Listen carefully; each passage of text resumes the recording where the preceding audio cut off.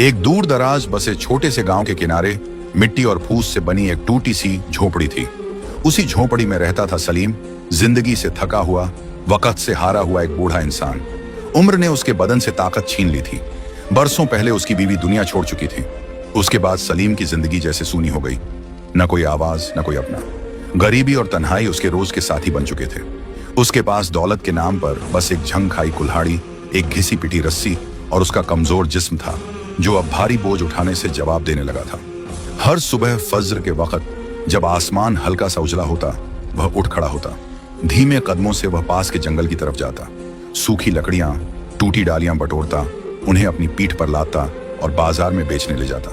जो थोड़े से पैसे मिलते उनसे बस 2 रोटियां नसीब होती। भूख अब उसकी पुरानी साथी बन चुकी थी।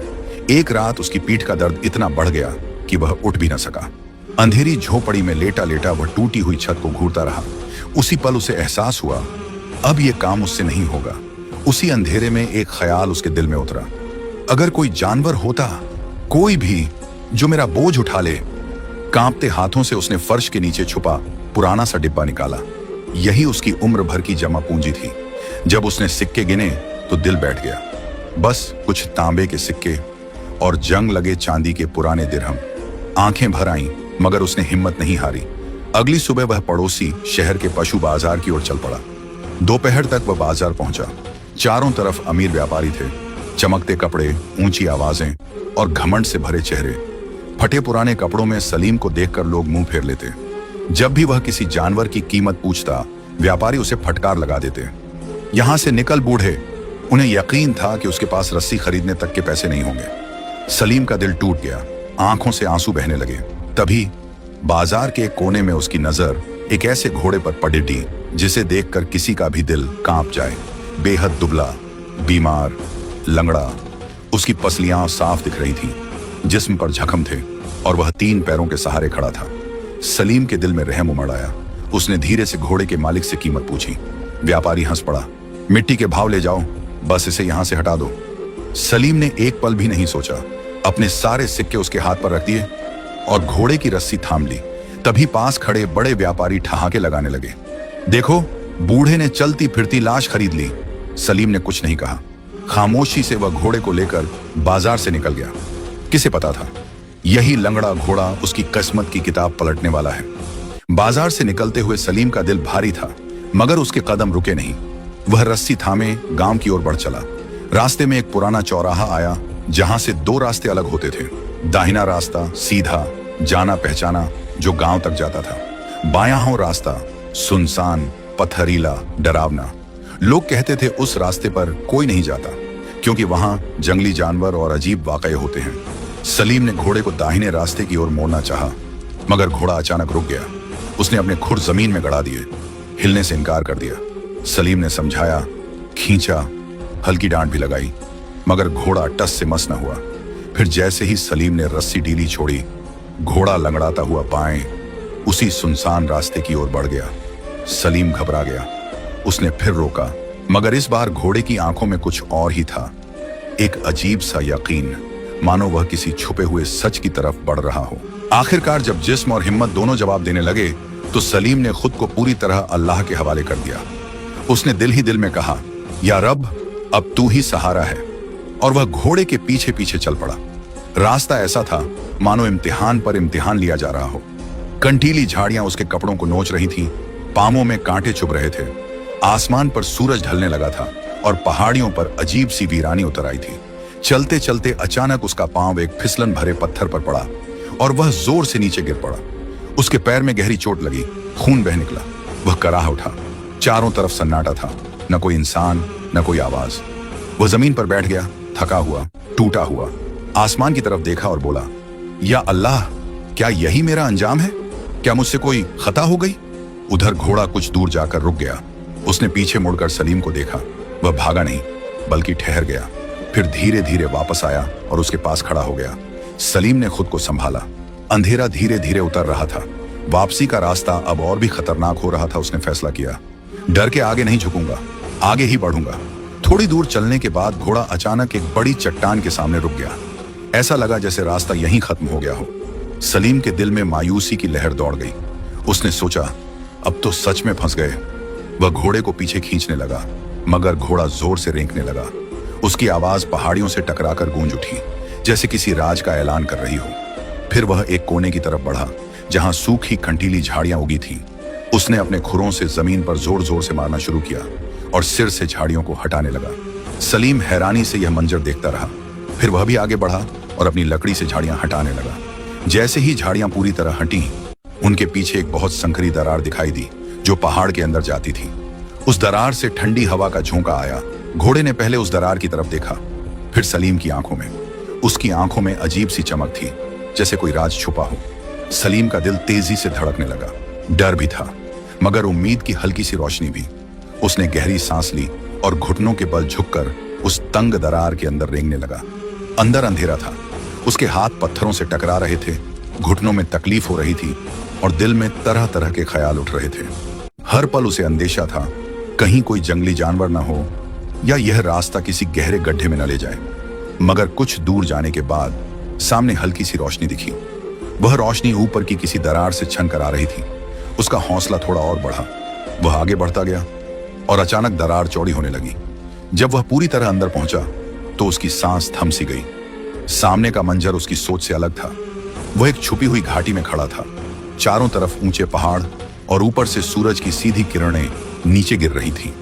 उन किरणों में कुछ ऐसा चमक रहा था कि उसकी आंखें चौंधियां गईं। पहाड़ों की दीवारों में मोटी मोटी सुनहरी धारियां चमक रही थीं, जैसे काली चट्टानों के बीच सोने की नदियां बह रही हों। जमीन पर भी जगह जगह सोने के बड़े बड़े टुकड़े बिखरे पड़े थे। सलीम ने अपनी आंखें मलकर दोबारा देखा। यह कोई ख्वाब नहीं था, यह हकीकत थी। वह घुटनों के बल बैठ गया। उसकी आंखों से आंसू बह निकले, मगर ये आंसू गम के नहीं, हैरत और शुक्र के थे। उसने सजदा किया और कांपती आवाज में कहा, या रब, तेरी रहमत का दरवाजा ऐसे खुला जिसकी मैंने कभी उम्मीद भी नहीं की थी। थोड़ी देर बाद उसे होश आया कि सूरज ढल रहा है। उसे जल्दी करनी थी। उसने अपना पुराना ऊनी थैला उतारा और जमीन पर पड़े छोटे और मंझले आकार के सोने के टुकड़े उसमें भरने लगा। उसने बड़ी बड़ी चट्टानों में जड़े सोने को छूने की भी कोशिश नहीं की। उसने दिल में कहा, जो अल्लाह ने दिया है वही काफी है। 2 थैले भरने के बाद जब उसने उन्हें उठाने की कोशिश की तो वे बेहद भारी थे। बड़ी मुश्किल से वह उन्हें घसीटते हुए वापस उसी संकरी दरार तक लाया। एक एक करके उसने थैले बाहर निकाले और दिल ही दिल में सोचता रहा, इम्तिहान के बाद ही इनाम मिलता है और सब्र करने वालों को अल्लाह कभी मायूस नहीं करता। दरार के बाहर घोड़ा वहीं खामोशी से खड़ा था। उसकी आंखों में अजीब सी तसल्ली थी, जैसे वह पहले ही जानता हो कि अंदर क्या मिलने वाला है। सलीम ने भारी थैलों को बड़ी मुश्किल से उसकी पीठ पर कसकर बांधा। ऊपर से सूखी टहनियां और लकड़ियां रख दी, ताकि दूर से देखने वाला यही समझे कि वह रोज की तरह जंगल से लकड़ी ढोकर ला रहा है। अजीब बात यह थी कि घोड़े ने जरा भी शिकायत नहीं की। न उसने गर्दन झुकाई, न कराह की। वह सीधा खड़ा रहा, जैसे अचानक उसके अंदर नई ताकत उतर आई हो। रात का अंधेरा धीरे धीरे फैल चुका था। दोनों उसी पत्थरों से भरे रास्ते से वापस लौटने लगे, लेकिन अब वही रास्ता पहले जैसा डरावना नहीं लग रहा था। सलीम को अपने जख्मी पैर का दर्द भी जैसे महसूस नहीं हो रहा था। उसके दिल में उम्मीद की ऐसी रोशनी जल चुकी थी जिसने हर तकलीफ को छोटा कर दिया था। सुबह की पहली किरण आसमान पर फैली ही थी कि वे दोनों गांव के पास पहुंच गए। बाजार में रोज की तरह हलचल शुरू हो चुकी थी। दुकानदार अपनी अपनी दुकानों के सामने बैठे थे। कोई हिसाब लगा रहा था, कोई हंसी मजाक में लगा था। सलीम अपने पुराने फटेहाल कपड़ों में धीरे धीरे बाजार में दाखिल हुआ।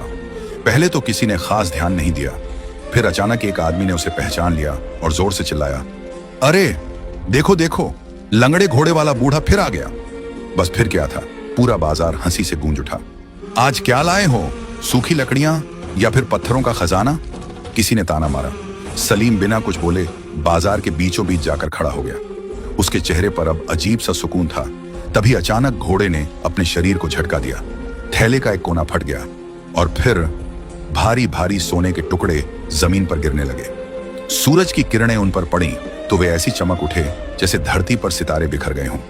पूरा बाजार एकदम खामोश हो गया। कुछ पल पहले जो हंसी गूंज रही थी वह जैसे हवा में गायब हो गई।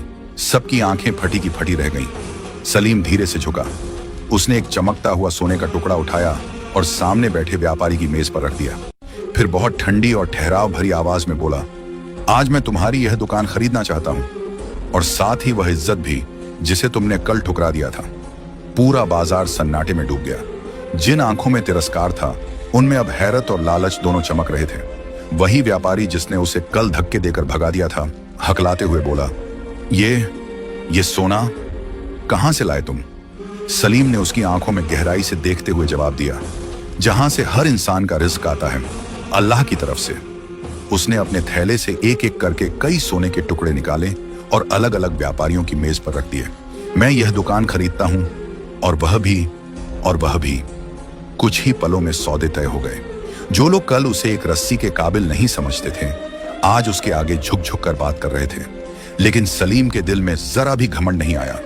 उसने सबसे पहले पूरे बाजार की अनाज की बोरियां खरीद ली, फिर गांव के गरीबों, बेवा और यतीम बच्चों को बुलवाया। उसने सबके बीच अनाज मुफ्त बांट दिया। लोग दंग रह गए। कोई कह रहा था, देखो, इतनी दौलत मिलने के बाद भी इसका दिल नहीं बदला। सलीम ने अपने लिए कोई हवेली नहीं बनवाई। उसने सबसे पहले अपने पुराने टूटे हुए झोपड़े की जगह एक छोटा मजबूत घर बनवाया। ऐसा घर जहां मुसाफिर भी आकर आराम से ठहर सकें। और उस वफादार लंगड़े घोड़े के लिए उसने गांव के किनारे एक साफ सुथरा अस्तबल बनवाया। अच्छे वैद्य को बुलाकर घोड़े के जख्मों का इलाज करवाया। उसे बढ़िया चारा दिया जाने लगा। सलीम अक्सर उसके पास बैठता, उसके सिर पर प्यार से हाथ फेरता और मुस्कुराकर कहता, तू मेरे लिए सिर्फ जानवर नहीं, अल्लाह की रहमत का जरिया है। लेकिन किस्मत की कहानी यहीं खत्म नहीं हुई। जिन व्यापारियों ने कभी उसका मजाक उड़ाया था, उनके दिलों में जलन की आग भड़क उठी। एक रात वे चुपके से इकट्ठा हुए। एक व्यापारी फुसफुसाया, जरूर इस बूढ़े को कोई छुपा हुआ खजाना मिला है। दूसरा लालच भरी आवाज में बोला, अगर हमें वह जगह मिल जाए तो हम उससे 10 गुना ज्यादा सोना निकाल सकते हैं। आखिर उन्होंने फैसला किया। अगले ही दिन वे सलीम का पीछा करेंगे और हर हाल में उस रास्ते को ढूंढ निकालेंगे जहां से वह सोना लेकर आया था। अगली ही सुबह वो लालची सौदागर ताकतवर घोड़ों और खच्चरों के साथ उसी पथरीले रास्ते की तरफ निकल पड़े। उनके चेहरों पर जोश था, मगर दिलों में ईमान नहीं, सिर्फ लालच जल रहा था। आज चाहे कुछ भी हो जाए, खजाना ढूंढ कर ही लौटेंगे, एक ने लगाम कसते हुए कहा। जैसे जैसे वे आगे बढ़े, रास्ता और सख्त होता गया। कंटीली झाड़ियों ने उनके कपड़े चीर डाले। कई बार उन्हें लगा कि शायद वे सही दिशा में नहीं जा रहे। जहां सलीम को उसका लंगड़ा घोड़ा सीधा राह दिखा रहा था, वहीं ये लोग हर मोड़ पर उलझ रहे थे। उन्हें वो संकरी दरार कहीं नहीं मिली। पहाड़ जैसे बदल गए हों, हर चट्टान एक जैसी, हर रास्ता अनजाना। दिन ढल गया। कुछ के घोड़ों के पैर जख्मी हो गए, कोई गिर पड़ा। थके हारे, शर्मिंदा और परेशान वे गांव लौट आए। अब बाजार में हंसी का निशाना सलीम नहीं, वही सौदागर थे। उधर सलीम ने अपनी दौलत को सिर्फ अपने लिए नहीं रखा। उसने गांव में एक छोटा सा मदरसा बनवाया जहां बच्चों को इल्म और अदब सिखाया जाए। एक गहरा कुआं खुदवाया ताकि किसी को प्यासा ना रहना पड़े। गरीबों के लिए रोज खाना पकने लगा। धीरे धीरे गांव की फजा बदल गई। जहां पहले तंगी और तिरस्कार था, वहां अब बरकत और सुकून बसने लगा। लोग कहते, ये सब उस लंगड़े घोड़े की करामात है। सलीम मुस्कुराकर जवाब देता, नहीं भाइयों, ये सब उस भरोसे की करामात है जो आखिरी वक्त तक टूटने नहीं दिया। शाम को वह अक्सर अस्तबल में बैठ जाता, घोड़े के सिर पर प्यार से हाथ फेरता और सोचता, अगर उस दिन मैं लोगों की हंसी से डर जाता, अगर मैंने इस कमजोर जानवर को अपनाया न होता, तो क्या मेरी किस्मत यूं बदलती? अब वो घोड़ा पहले जैसा कमजोर नहीं रहा था। अच्छा चारा, देखभाल ने उसे मजबूत बना दिया था। मगर सलीम उसे कभी बोझ उठाने नहीं देता। वह कहता, तूने जो करना था कर दिया, अब तेरी खिदमत मेरा फर्ज है। उधर जलने वाले सौदागर अंदर ही अंदर टूट चुके थे। लालच उन्हें चैन से बैठने नहीं देता। कुछ ने दोस्ती का दिखावा करना चाहा। एक दिन एक सौदागर झिझकते हुए बोला, सलीम भाई, हमें भी वो रास्ता बता दो, हम भी तो इसी गांव के हैं। सलीम ने गहरी सांस ली और नरम आवाज में कहा, वो रास्ता सिर्फ पत्थरों और पहाड़ों का नहीं था, वो रास्ता सब्र का था, बेइज्जती सहकर भी दिल साफ रखने का था। जिस दिल में लालच भरा हो, उसके लिए वो दरवाजा कभी नहीं खुलता। बाजार में खामोशी छा गई। ये बात दिल में उतरने वाली थी। वक्त बीतता गया। कई साल बाद एक शाम जब सूरज ढल रहा था, आकाश हल्का सुनहरा हो चुका था, सलीम अस्तबल में बैठा था। उसका वफादार घोड़ा पास खड़ा था। सलीम ने आसमान की तरफ देखा और हल्की मुस्कान के साथ कहा, या रब, तूने मुझे फकीरी में सब्र दिया और अमीरी में शुक्र अदा करना सिखा दिया। कुछ दिनों बाद वह इस दुनिया से रुखसत हो गया। पूरा गांव उमड़ पड़ा। हर आंख नम थी। किसी ने उसे अमीर नहीं कहा, सबने उसे नेक दिल कहा। आज भी उस गांव के बुजुर्ग बच्चों को उसकी कहानी सुनाते हैं। उस फकीर की कहानी जिसने एक लंगड़ा घोड़ा खरीदा और बदले में खजाना पा लिया। तो दोस्तों, आपको यह कहानी कैसी लगी कमेंट में जरूर बताएं।